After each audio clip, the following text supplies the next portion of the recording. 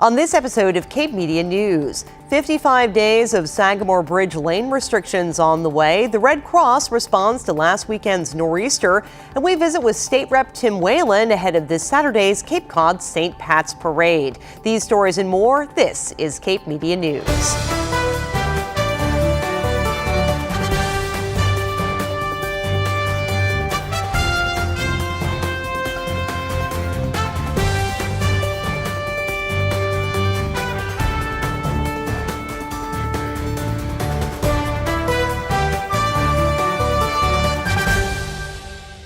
This is Cape Media News, your local authentic newscast for Cape Cod. I'm Sarah Colvin. Students across the nation are planning walkouts next Wednesday, 1 month from the day of the tragic mass shooting at Marjorie Stoneman Douglas High School in Parkland, Florida. Students plan to walk out of their classrooms at 10 a.m. and stand outside for 17 minutes, 1 minute for each of the victims. Students are hoping to raise awareness of gun violence in hopes of making change.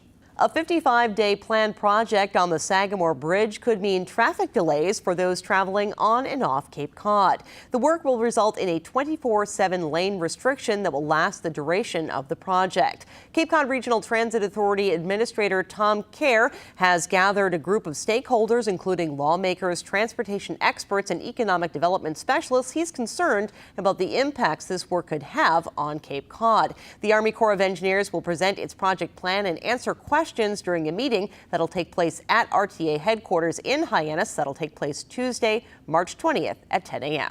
The town of Yarmouth is working to create a park at the site of the former Yarmouth Drive-In. Plans also include an adjacent boardwalk that would connect to Seagull Beach over the Parkers River Marsh. Those plans have raised concerns with some residents. That plan will be discussed in detail during a public hearing set for next Tuesday. If you'd like to learn more and share your thoughts, be at the Yarmouth Town Hall at 5:30 Tuesday, March 13th. Well, the damage done by last weekend's nor'easter continues to be assessed. Crews worked through the early part of the week restoring power. At the peak, nearly 100,000 Cape Codders were in the dark. Damage from north winds and high tides was the most significant on the north side of Cape Cod. Downed trees caused power outages across Cape Cod. The local Red Cross chapter opened its doors this week to shelter families who were still without power. Volunteers came in from several states to assist. Cape Media News paid a visit to the American Red Cross. It isn't usually a disaster operations center, but today we are acting as a reception and warming center for people who might still not have any power as the regional shelters close up. The last one is in Harwich. We are available for people to come here, have something to eat, relax, stay warm. We haven't had a storm to this capacity where we've been at this kind of a disaster response level in 5 years or more. So it's been really significant. Our Red Cross chapter is part of the Regional Emergency Planning Committee, which is the REPC for short. And the REPC are the ones who decide to open these shelters. So for this storm, we opened 3 shelters, Harwich, Barnstable, and Falmouth. The reason they open shelters is if worried about power outages. If it's a great big blizzard and there's 3 feet of snow, nobody wants you to travel, so they don't want you to go to shelters. It's always the loss of power, especially in the winter when it can be cold. So we will be a part of that response. So we'll be here. We're always here. We have a disaster assessment team. So they go to the areas that are most affected from the storm. We came into this site in order to help out the Massachusetts area. I've been with the American Red Cross through AmeriCorps since last year. Wow. Yes, and I'm from New York City. I live in Harlem, but I go downtown with the chapter down there. I'm with the mass care. I do the feeding side. I prep the food, I set up the tables, and I feed the families as needed. In a large event, we have what we call event-based volunteers. People who say, I just really want to help. Can't you let me help? And so we have specialized training that we can incorporate them in so that we can send them into the shelter, or we can put them on the ERVs to help, which is the Emergency Response Vehicles, ERVs, and do bulk distribution, for instance. So we can find a job for them to do, maybe working on the computer, inputting things. So this is an unusual situation. We are just trying our best to keep people safe and warm and make them happy while they're going through a not so nice time. And of course, being prepared is the most important thing that you can do in the event of a storm. Some coolers out and buy some ice and put some food in there if you lose power. Wait until if you lose power. And then have an emergency kit for your family. So you should have water enough for each person for 3 days, which is about 1 gallon per day, non-perishable food, and a non-electric can opener to open that non-perishable food, flashlight, and lots of batteries. Battery-powered or hand-cranked radio, you can buy those in hardware stores or in the Red Cross store, but it's important to have something that doesn't need to be plugged in so you can get the information. Because there are 3 things you need to do in preparing for any disaster. It's get a kit, which is what we're talking about right now, what you should have in supplies.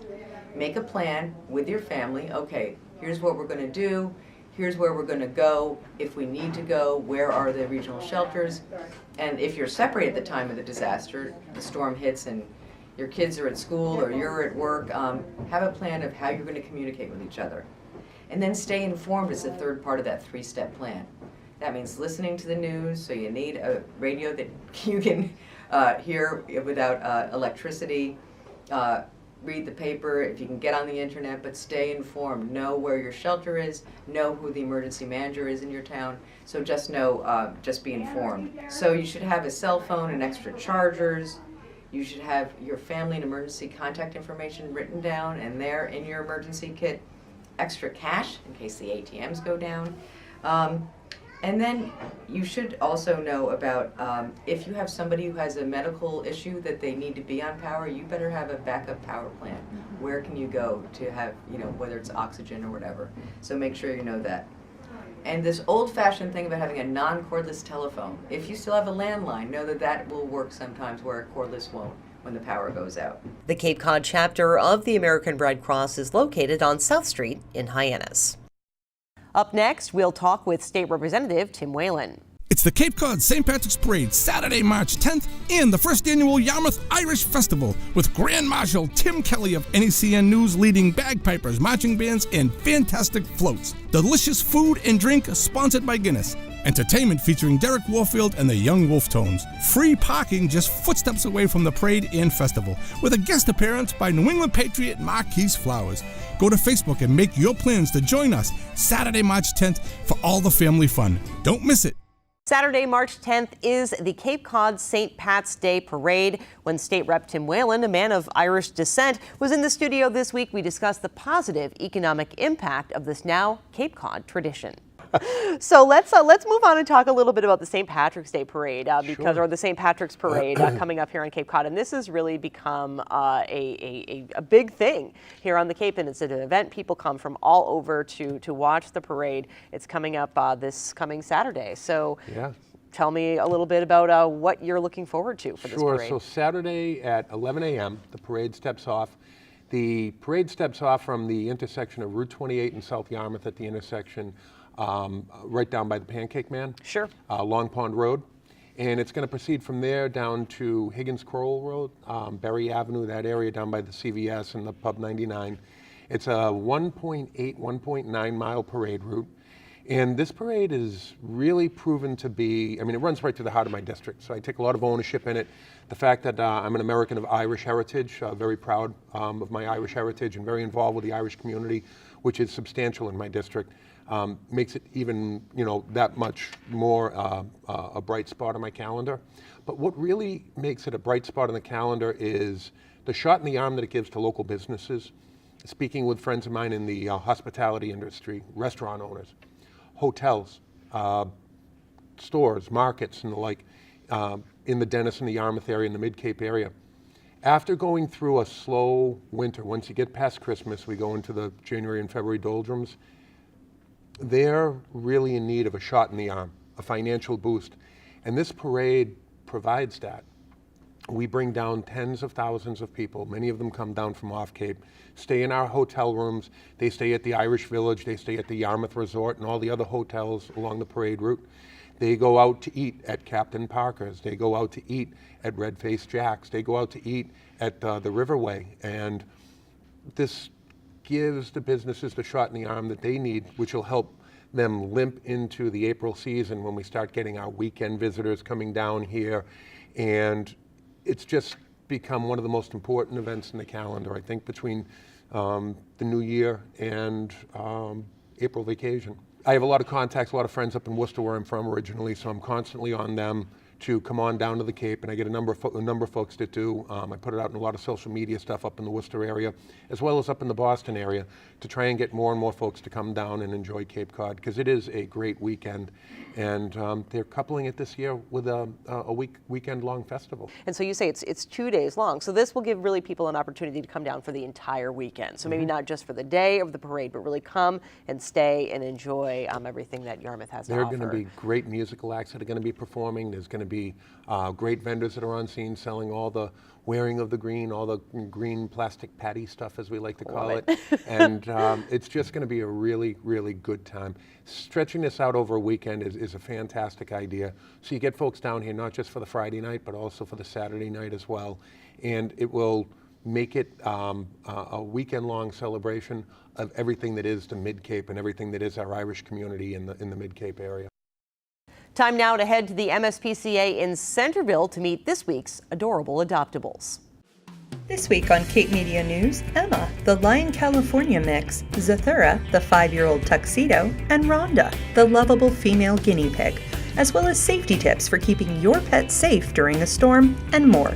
Hi, I'm Brittany. I'm a community animal welfare specialist here at the MSPCA Cape Cod, and I'm here to talk to you about some disaster preparedness tips that we have for getting you and your pets safely to shelters or wherever you need to be. The most common sense things, having enough food and water prepared for you and your pet, prescription foods especially, I say about 7 days worth. But it's really important to know where you're able to go, because not everyone accepts pets into their sheltering for humans during disasters. There's a great website, bcrepc.org. It's the Barnstable County website that tells you about where to go. It alerts you on the severity of storms and when they're coming. Identification is super important. So whether or not your animal is microchipped, you should have, with dogs, your rabies tag, identification tags on them at all times, harnesses. Microchips, though, are really important, especially in things like this, because you don't know if you do have to leave your house suddenly. If you come back, will your animals be there? Are they going to be easily identified? If they're microchipped, then they can be reunited with you immediately. Or if they are put in sheltering situations, you never know. Permanent identification, microchip, cats and dogs, all the way. Would you like to have your picture taken with a real live Easter bunny? The MSPCA is making that possible. Brittany Pickle tells us more and introduces us to this week's adorable adoptables. This is Emma. She is a 3-year-old Lionhead California mix. She's going to be one of our models at this weekend's bunny event, where you can have your kid's photo taken with a real live bunny, which is way more exciting than those people in costumes. So we're going to have a couple of different rabbits. It's at Agway in South Dennis on 134 this Sunday, March 11th from 12 to 3. And it's only $10, and you get your child's photo emailed to you, so you can print out as many copies as you want that way. But Emma is just one of the many beautiful stars that will be our real live bunny at the event. This is Zathura. She was recently named that by one of the staff members. She was brought here as a stray, and she's amazing. She's sweet, she's social, she's friendly. She's just a petite little black and white, and honestly, I think she could live with kids, cats, dogs. I don't know that for a fact, but just based on how friendly and outgoing she is with every person she meets, I think she would be a great pet for anyone. This is Rhonda. She's a female guinea pig. She was actually found left on someone's porch in the city in Boston. And I loved her so much. I just had to take her home to foster her when she first came in. She is super friendly, super social. She's probably about 2 years old, and she got along pretty well with my cat. So I think if you have other small animals like cats or a small dog, that she'd be fine. With supervision, of course, in the beginning, to make sure that they are friends. But I think she'd be fine with other animals, and definitely a female guinea pig. They say guinea pigs actually do really well with a friend. So if you had a female guinea pig, she'd probably love that too. If you'd like to adopt Rhonda, the super friendly guinea pig, Zathura, the mellow tux, or Emma, the hand-tamed lion mix, you can find them and more at the MSPCA in Centerville. For Cape Media News, I'm Gabrielle Rawson. Well, daylight savings time begins this weekend. Don't forget to set your clocks forward 1 hour, 2 o'clock in the morning on Sunday. We may be losing our early morning light for now, but we'll be gaining light in the evening. That's a wrap for this week's edition of Cape Media News. Stay in touch. Follow us online at capemedia.org. You can email news, tips, questions, and comments to Sarah at capemedia.org. For Cape Media News, I'm Sarah Colvin.